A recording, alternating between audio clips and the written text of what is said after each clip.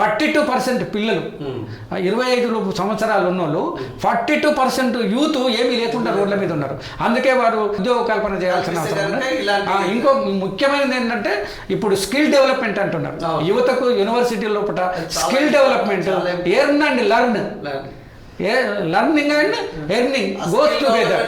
వివిధ రంగాల్లో ప్రభుత్వమే కాదు, ప్రైవేట్ విద్యా రంగాల్లో, ప్రైవేట్ రంగాల్లో కూడా స్కిల్స్ ని బట్టి వాళ్ళ ఉపాధిని తెచ్చుకోవడానికి యువత దాదాపు ఒక 30% యువత వాళ్ళకు శ్రమ చేయడానికి అవకాశాలు కల్పించగానే మనం కోట్ల రూపాయలు అన్నటువంటి జీడిపిని పోగొట్టుకోవాలి. మనం చూస్తాం ఐటీఐ కాలేజీల్లో వాళ్ళకి మొత్తం కూడా ఫిట్టర్, ఎలక్ట్రిక్, డీజిల్ మెకానిక్ ఇలాంటి ఒక కోర్సెస్ నేర్పిస్తారు. వారికి ఏంటంటే ప్రభుత్వ రంగంలో ఉద్యోగాలు రాకుండా ప్రైవేట్ రంగంలో కూడా ప్రతి కంపెనీలలో కూడా ఐటీఐ చేసిన ప్రతి ఒక్కరికి కూడా ఈ రోజు ఎవరు ఖాళీగా లేరు.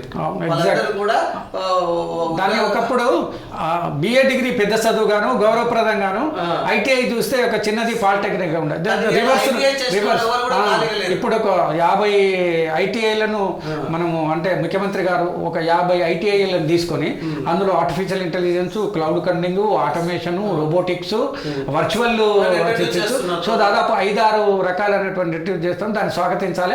ఖచ్చితంగా చేసినట్టు ఏదంటే ఈ నిరుద్యోగ బాధ అనేటువంటిది ప్రభుత్వం మీద ఉన్నటువంటి భారం అంతా పోయి ఒక కొత్త రకమైనటువంటి సమాజం డెవలప్మెంట్ కావడానికి ఉపయోగపడుతుంది. కార్మిక శాఖ ప్రత్యేక ప్రధాన కార్యదర్శి నేతృత్వంలో ఏర్పాటు ఈ నెల 30లోగా పూర్తి స్థాయి నివేదిక ఇవ్వాలని ఆదేశాలు మనం ఇప్పుడు చెప్తున్నాం.